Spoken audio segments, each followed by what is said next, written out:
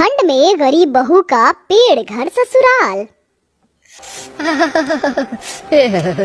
हे भगवान, लकड़ियाँ कितनी कठोर हैं। अरे कट भी नहीं रही जल्दी से। सब लोग जल्दी जल्दी कीजिए, सूरज भी डूब रहा है। शाम ढलते ही जंगल में अंधेरा हो जाएगा। हमें उससे पहले ही जड़ों को साफ करना होगा। तभी चिंकी सोनू भूखी शक्ल से जंगल के किसी भाग से कुछ अंडे उठा कर ले आते हैं। माँ देखो मुझे क्या मिला, इतने सारे अंडे, मुझे भूख लगी है, इसे बना दो ना। सीमा देखती है कि वो अंडे किसी सांप के हैं। हे भगवान, ये तो किसी विशाल सांप के अंडे लगते हैं। लगता है इस जंगल में कोई विशाल सांप है। भाभी आप देख नहीं रही हो, इस जंगल में कितने पुराने पेड़ हैं, इनकी जड़ें कितनी दूर दूर तक फैली हुई हैं। मगर हमारे पास कोई चारा भी तो नहीं है यहाँ रहने के सिवा। ऐसा बोलकर सब पेड़ों के घने जड़ों को खुरपी से खोदने लगते हैं। मगर आखिर परिवार वालों की ऐसी भी क्या मजबूरी रही होगी जो इन्हें इस कदर अपनी जान को जोखिम में डालकर इतने घने जंगल के अंदर पेड़ों में ठिकाना बनाने का विचार किया है। जहां दिसंबर के कड़ाके की ठंड में गरीब बहू सीमा के बुजुर्ग सास ससुर नंद छोटे छोटे मासूम बच्चे सब अंदर बैठे थे, दीवार के टूटे पुराने जड़ों से बर्फीली हवा घर के अंदर घुस रही थी। ऐसे में गरीब ससुराल वाले अपने हाथ पैर सिकोड़ कर बैठे थे। माँ, बहुत जोर की ठंड लग रही है। हे राम जी, ये एकदम से रातों रात ठंडी कितनी ज्यादा बढ़ गई है। घर के अंदर भी थोड़ी गर्माहट महसूस नहीं हो रही। ऐसा लग रहा है खुले आसमान के नीचे बैठे हैं। कितनी बार कहा था सुधीर बेटा, घर की मरम्मत करवा ले, घर की मरम्मत करवा ले, लेकिन सुधीर मेरी बात सुने तब तो। माँ, मैं अकेला आदमी कितना कुछ करूँ। एक तो ये सर्दियों का मौसम है, घर का खर्चा ही नहीं निकल पा रहा। घर कहाँ से पक्का करवाऊँ? जुगाड़ में लगा पड़ा हूँ, थोड़े दिन ठहर जाओ, करवा दूंगा। अरे भाग्यवान, एक अकेले कमाने वाले की जान लोगे क्या? हाँ, परिवार बड़ा है और फिर इस घर को भी तो बने कोई जुग जमाना हो गया। कच्चे ईंट मिट्टी का घर है और फिर हम गरीबों के लिए कोई सा भी मौसम कौन सा सुख भरा होता है। हमें तो हर मौसम में कष्ट उठाना ही पड़ता है। ऐसा बोलते हुए परिवार के मुखिया बूढ़े बूढ़न की आंखों में आंसू भर आते हैं। गरीब परिवारों के अंदर की एक कड़वी सच्चाई ये भी है कि उनके लिए सर्दियों का मौसम चुनौतियों से भरा होता है। सब लोगों को कांपते ठिठुरते देखकर सीमा से रहा नहीं जाता और घर की बहू आधी रात को बाहर निकल जाती है। अरे बहू, तू इतनी ठंड के मौसम में बाहर कहाँ जा रही है? सर्दी लग जाएगी। माँ जी, मैं आग जलाने का जुगाड़ कर रही हूँ, वरना तो इतनी ठंड के मौसम में इस तरह रात काटना नामुमकिन है। लेकिन भाभी, लकड़ियाँ मिलेंगी कहाँ? इतनी सर्दियों का मौसम है और हमारे अड़ोसी पड़ोसी सभी के घरों में हीटर है। लकड़ियों का इस्तेमाल तो कोई नहीं करता। जानती हूँ यहाँ लकड़ी नहीं मिलेगी, पर जंगल में तो मिलेगी। मैं वहाँ से लकड़ी लेकर आ जाऊंगी। इतनी रात में? अच्छा, मैं भी आपके साथ चलती हूँ। चारों तरफ बर्फीली धुंध छाई हुई थी। दोनों ठिठुरते हुए लालटेन लेकर जंगल में आती हैं और जल्दी जल्दी लकड़ी इकट्ठी करने लगती हैं। तभी ननद लकड़ी चुनते चुनते पेड़ों की जड़ों के पास पहुँच जाती है, जहाँ लकड़बग्घे और उसके बच्चे सो रहे थे। उन्हें देखकर डर के मारे अनीता के हलक से आवाज नहीं निकलती। भाभी, भागिए, पेड़ों की जड़ों में खूंखार लकड़बग्घे सो रहे हैं। अगर जाग गए तो हमारी बोटी नोच डालेंगे। चलो, वैसे भी जरूरत के लायक लकड़ी जमा हो गई है। दोनों नंद भाभी जंगल को पार करके जैसे अपने झोपड़ी के दरवाजे तक पहुंचती हैं, तो अनीता गहरी सांस भरते हुए कहती है, शुक्र है आज तो बाल बाल बच गए, वरना लकड़बग्घा हमें नोच कर खा जाता। सीमा अंगीठी में आग जलाती है। अब जाकर शरीर को थोड़ी गर्माहट मिली है, वरना हाथ पैर तो बर्फ जितने ठंडे पड़ गए थे। हाँ, मगर हम गरीबों को राहत भी तो तभी तक है जब तक कि आग जल रही है। थोड़ी देर में ही अंगीठी की आग भी ठंडी पड़ जाएगी और फिर हम लोगों का ठंड के मारे दोबारा से बुरा हाल हो जाएगा। यह सुनकर बहू सीमा कुछ जुगाड़ लगाती और कहीं से थोड़ा सूखा भूसा लाकर आग के ऊपर रख देती है। माँ जी, बाऊ जी, अब हम सब लोग आज की रात आराम से सो सकते हैं। ये भूसी की आग रात भर सुलगती रहेगी, जिससे घर में गर्माहट पैदा होती रहेगी। बाकी सुबह तो धूप निकल ही जाएगी। सच कहूँ तो बहू, तुझे देखकर हम खुद को बड़े भाग्यशाली समझते हैं जो तुझ जैसी सोने सी बहू मिली है। हमें हर मुसीबत, हर दुख का कोई न कोई जुगाड़ लगा लेती है। लेकिन कभी कभी तेरे लिए बड़ा दुख भी लगता है। जब से शादी करके आई है तो दुख में ही जिंदगी गुजर गई। माँ जी, ऐसा मत कहिए, आप लोग मेरा परिवार और मेरी हिम्मत है। देखना, एक दिन सारे दुख, सारे दर्द दूर हो जाएंगे। इसी सीमा और उसके गरीब ससुराल वालों का ठंड में मुश्किलों भरा सफर जारी था। देखते ही देखते ठंड का मंजर गरीब ससुराल वालों पर कहर बनकर टूट जाता है। काम बंद हो जाने की वजह से दिक्कत परेशानी इतनी ज्यादा बढ़ जाती है कि अब दाने दाने के भी लाले पड़ जाते हैं। ऐसे में बर्फीली आंधी तूफान में उनकी छप्पर भी उड़ जाती है। बर्फ के बड़े बड़े टुकड़े उनके घर के अंदर और उनके शरीरों पर अंगारों की तरह गिरने लगते हैं। हे भगवान, इसी को कहते हैं कंगाली में आटा गीला। एक तो हमारे पास खाने को कुछ नहीं और ऐसे में हमारी छत भी टूट गई। भगवान को भी हमारी दशा पर तरस नहीं आ रहा, जो वह एक के बाद एक हमारी मुश्किलें बढ़ा रहा है। पहले खाने के लाले पड़े थे, अब घर भी छिन गया। इस ठंड के मौसम में कहाँ जाएंगे?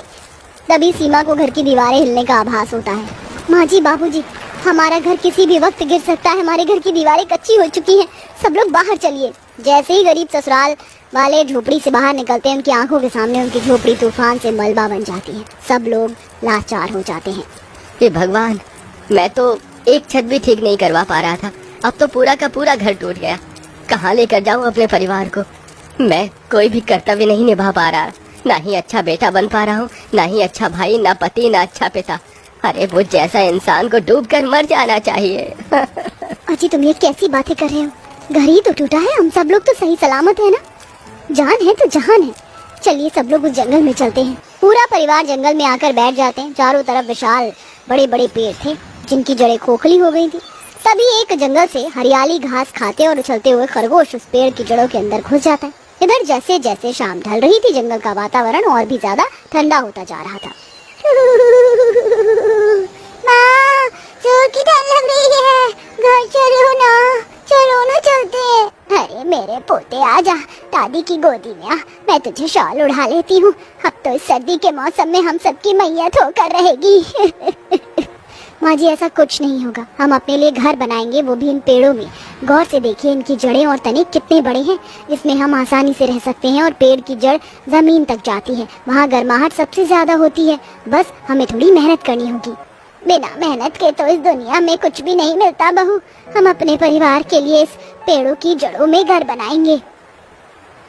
अब सभी औरतें जमीन को खोदना चालू करती हैं और ससुर और पति जंगल से लकड़ियां काटने लगते हैं और बच्चे खेलते खेलते सांप के अंडे उठा ले आते हैं। कुछ ही देर में पेड़ के अंदर गरीब ससुराल वाले जुगाड़ से रहने का प्रबंध कर लेते हैं और एक पेड़ की जड़ों में रसोई और बाकी 2 पेड़ों में रहने लगते हैं, जिसमें से एक में सास ससुर नंद और दूसरे में बहू पति और उनके बच्चे रहते हैं।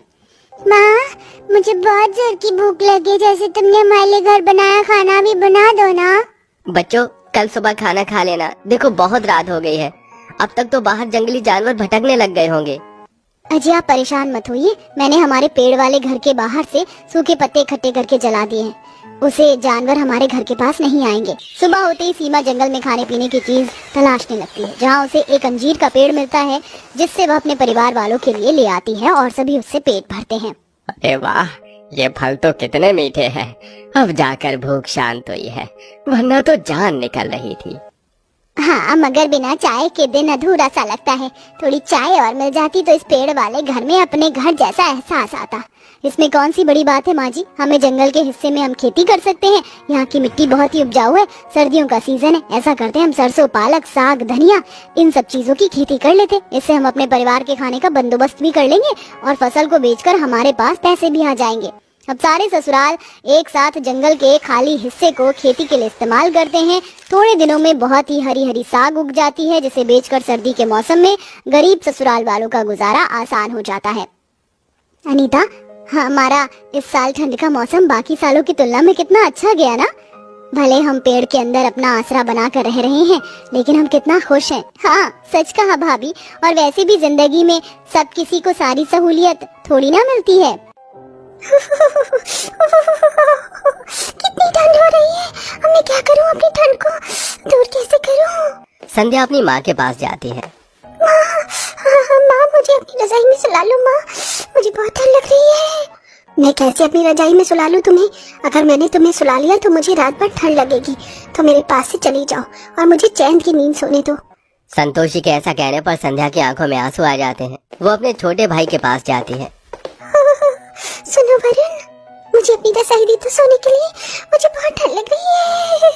मेरे पास रजाई में जगह नहीं है। सिंगल पर्सन के लिए रजाई है। अगर आपको ठंड लग रही है तो एक काम करो, चादर ओढ़ कर सो जाओ। मैं तो अपनी रजाई नहीं देने वाला। वरुण भी मना कर देता है। संध्या को बहुत ठंड लगती है। उसकी ठंड रुकने का नाम ही नहीं लेती। आखिर में वो अपने भैया भाभी के पास जाती है। भैया भाभी, मुझे अपना कंबल दे दो ओढ़ने के लिए, ठंड लग रही है। अगर हमने तुम्हें कंबल दे दिया तो हम पूरी रात ठंड में कैसे गुजारा करेंगे? हाँ संध्या, हमारे पास भी तो नहीं है ना रजाई, तुम चादर ओढ़ कर सो जाओ। भैया भाभी की ये बात सुनकर संध्या को बहुत बुरा लगता है। आखिर में उसे कोई रजाई नहीं देता।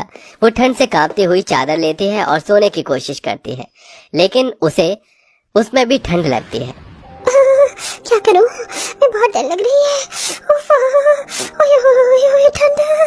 संध्या आंगन से कांपते हुए थोड़ी सी लकड़ियां उठाकर लाती है और उन्हें अपने पास जलाने लगती है। थोड़ी सी राहत मिली है, अब थोड़ा सोने की कोशिश करती हूँ। संध्या आग जलाकर सोने की कोशिश करती है, लेकिन लकड़ियां भी कितनी देर जलती, वो भी कुछ देर बाद बुझ जाती हैं और सारी रात संध्या कराहते हुए निकालती है। ऐसा भी क्या हो गया था जो उस बेचारी की परेशानी किसी को दिखाई नहीं दे रही थी? चलिए नंद भाभी की कहानी को जानने के लिए कहानी में थोड़ा पीछे चलते हैं। आओ बहू, इस घर में तुम्हारा स्वागत है। शुक्रिया माँ जी, मेरा इस घर में इतने प्यार और प्रेम से गृह प्रवेश करने के लिए। आज से तुम इस घर की बहू हो। बहू, अब से ये घर तुम्हारा भी हुआ। सुनो संध्या, जरा अपनी भाभी के लिए कुछ खाने के लिए लेकर आओ। तुम्हारी भाभी लंबा सफर करके आई है, भूख लगी होगी। नहीं माँ, नहीं, मैं रजाई के बाहर नहीं आऊंगी, बहुत ठंड हो रही है। लेकिन अभी तो सर्दियाँ शुरू भी नहीं हुई है ननन जी, आपको इतनी ठंड लग रही है। आपको क्या पता मुझे कितनी ठंड लग रही है। देखो, जो काम है अपने आप कर लो, मुझे बिस्तर से निकलने के लिए मत कहो। अरे इसका भी कुछ नहीं हो सकता। बहू तुम यहाँ बैठो, मैं तुम्हारे लिए कुछ खाने को लाती हूँ। संतोषी अपनी बहू के लिए कुछ खाने को लाती है। इधर संध्या का यह बर्ताव स्मृति को थोड़ा अजीब लगता है। धीरे धीरे रात होती है।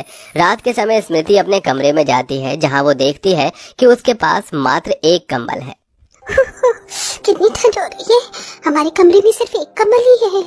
स्मृति कमरे से बाहर आती है तो वो देखती है कि उसके नंद के बिस्तर पर 4 रजाई एक साथ रखी होती हैं।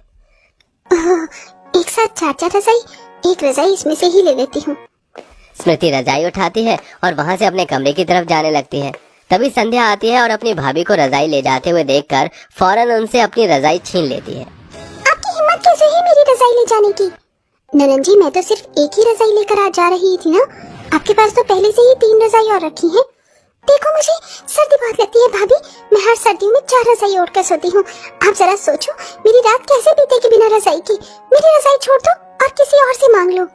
संध्या रजाई लेकर अपने बिस्तर पर आती है और 4 रजाई एक साथ ओढ़कर सोती है। ये भगवान, कैसी ननद है मेरी, एक साथ 4 रजाई ओढ़कर सो रही है और यहाँ मेरे पास सिर्फ पतला सा कंबल ही है। मुझे माँ जी के पास जाकर उनसे रजाई मांगनी चाहिए। स्मृति अपनी सास के पास जाती है और उनसे रजाई मांगती है। क्या बताऊं बहू, इस घर में तुम्हारी ननद की 4 रजाई हटाकर 2 रजाई हैं, जिसमें से एक तो तुम्हारे देवर के पास है और एक हम बूढ़े लोगों के पास। अगर मैं तुम्हें एक रजाई दे दूं तो पूरी रात मैं और तुम्हारे बाबूजी ठंड से परेशान रहेंगे। रही बात तुम्हारी ननद की, तो वो तो हर सर्दी में 4 रजाई ओढ़कर ही सोती है। 4 रजाई एक साथ? अजीब बात है माँ जी, किसी के पास एक रजाई भी नहीं है और किसी के पास 4 रजाई। क्या ही बताऊं बहू, तुम्हारी ननद को तो ऐसी ही आदत है 4 रजाई ओढ़कर सोने की। संतोषी के ये बोलने के बाद स्मृति वापस अपने कमरे में आ जाती है। उसे रात को बहुत ज्यादा ठंड लगती है। कंबल के साथ वो एक चादर भी लगा लेती है, लेकिन फिर भी उसे बहुत ठंड लगती है। दोपहर में तो देखी जाए, लेकिन सुबह शाम तो बहुत ठंड होती है। आखिर करूँ तो क्या करूँ? अपनी शादी के पहले दिन ही स्मृति को रात के समय थोड़ी सी लकड़ियां लाकर अपने कमरे में जलानी पड़ती हैं। थोड़ी सी आग जला दूंगी तो कमरे में गर्माहट हो जाएगी, इसी के चलते सोने में आसानी होगी। आग जलाने के बाद थोड़ी सी गर्माहट हो जाती है और स्मृति की आंख लग जाती है। लेकिन जब आग बुझ जाती है तो रात भर स्मृति ठंड से कांपती रह जाती है। अब रात में ठंड से कंपना और अगले दिन घर के सारे पानी के काम करना स्मृति को बहुत थका देता है और उसे बहुत ठंड भी महसूस होती है। कितनी ठंड हो रही है, मेरे तो हाथ पैर सब सुन्न हो गए। ठंड में पानी में काम में भी मुझे ही करने पड़ रहे हैं। मेरी ननद कितनी कामचोर है, जरा भी काम में हाथ नहीं बटा सकती। इस तरह स्मृति धीरे धीरे ठंड से परेशान होकर बीमार पड़ने लगती है। कभी उसे बुखार हो जाता है तो कभी खांसी जुकाम होने लगता है। अच्छा, अच्छा। बहू, तुम तो रोजाना ही बीमार हो जाती हो। सारी रात ठंड में ठिठुरती रहती हूँ माँ जी। अगर एक रजाई होती तो शायद इतनी जल्दी जल्दी बीमार ना होती मैं। अभी तो मेरे पास पैसे भी नहीं हैं, लेकिन कोई बात नहीं, जैसे ही मेरे पास पैसे आ जाएंगे मैं तुम्हें एक रजाई लेकर दूंगी। स्मृति के ससुराल में सब लोग सही होते हैं, लेकिन अब उसको अपनी नंद खटकने लगती है। एक दिन उसकी नंद अपनी 4 रजाई आंगन में रस्सी के ऊपर टांग देती है और खुद धूप सेकने छत पर चली जाती है। अच्छा तो ये बात है, आज मेरी ननद ने अपनी चारों रजाई रस्सी पर टांग दी धूप लगने के लिए। रोजाना मैं ही सर्दी में क्यों मरती हूँ, आज मैं भी दिखाती हूँ कि रात भर एक कंबल में सोने के बाद हालत कैसी होती है। स्मृति ऐसा सोचकर बाल्टी में पानी लेकर आती है और चारों रजाई पर बारी बारी थोड़ा थोड़ा पानी डाल देती है, जिसकी वजह से सारी रजाइयाँ गीली हो जाती हैं। अब देखती हूँ कैसे ऊँट पहाड़ के नीचे आता है। ऐसा करने के बाद वो अपने कामों में लग जाती है। शाम हो जाती है। शाम के वक्त संध्या को फिर से ठंड लगती है और वो अपनी रजाइयाँ लेने आंगन में आती है तो वो देखती है कि सारी रजाई गीली हो चुकी हैं। हे भगवान, ये क्या हो गया? मेरी चारों रजाई गीली कैसे हो रखी है? वो अपनी माँ और अपनी भाभी से पूछती है, लेकिन वो उसे कह देते हैं कि उन्हें कुछ भी नहीं पता। मैं तो आज सारा दिन ही घर से बाहर थी, मुझे तो कुछ पता ही नहीं ये सब कैसे हुआ। ननन जी, मैं तो सारा समय आपके सामने ही काम कर रही थी, आप तो सारा दिन मुझे देख ही रही थी, फिर मैं ये काम कैसे कर सकती हूँ? मैंने ये सब नहीं किया। अब मैं क्या करूँ? मुझे कुछ समझ नहीं आ रहा। भगवान, रात को मुझे सोने में बहुत मुश्किल होगी। अब क्या करूँ? बहुत ठंड हो रही है, थोड़ी लकड़ियाँ जलाकर सो जाती हूँ। संध्या ऐसा सोचकर लकड़ियां जलाती है और सो जाती है, लेकिन रात में थोड़ी ही देर बाद लकड़ियां अपने आप बुझ जाती हैं और उसे बहुत ठंड लगने लगती है। वो सोते हुए भी कपकप आ रही होती है। अचानक स्मृति की आंखें खुलती हैं और वो अपनी नंद को आकर देखती है। ननन जी की हालत तो खराब हो गई है, इन्हें अपना ही कंबल ला कर दे देती हूँ। स्मृति अपना कंबल लाकर संध्या को उड़ाती है। तभी संध्या की आंखें खुल जाती हैं और वो अपनी भाभी को देख लेती है। अचानक उसकी आंखों में आंसू आ जाते हैं। ननन जी, अब आपको एहसास हुआ कि जब मैं एक कंबल में सोया करती थी तो मेरी क्या हालत होती थी? ये सुनकर संध्या रोने लगती है। अब उसे कंबल में थोड़ा अच्छा लगता है। वो कंबल में आराम से सो जाती है और इधर स्मृति रात भर ठंड में चादर ओढ़कर सोती है। अगले दिन संध्या समय पर उठकर सारी रजाइयां धूप में सुखा देती है। वो सुबह से शाम तक किसी से कुछ नहीं कहती, लेकिन शाम के वक्त वो अपनी 4 रजाई में से 2 रजाई भैया भाभी को दे देती है। मुझे अपनी गलती का एहसास है भाभी, मैंने जो किया गलत किया। आपको रात को बहुत ठंड लगती होगी, मैं 2 रजाई में अपना गुजारा कर लूंगी। ये 2 रजाई आप अपने पास रख लो। इस तरह संध्या समझ जाती है और उसकी भाभी को वो अपनी रजाई दे देती है। उसके बाद अब स्मृति के पास भी रजाई होती है और वो ठंड में अपना गुजारा आराम से कर लेती है। तो दोस्तों, कैसी लगी आपको हमारी 4 रजाई ओढ़ने वाली नंद की कहानी? हमें कमेंट बॉक्स में कमेंट करके जरूर बताइएगा।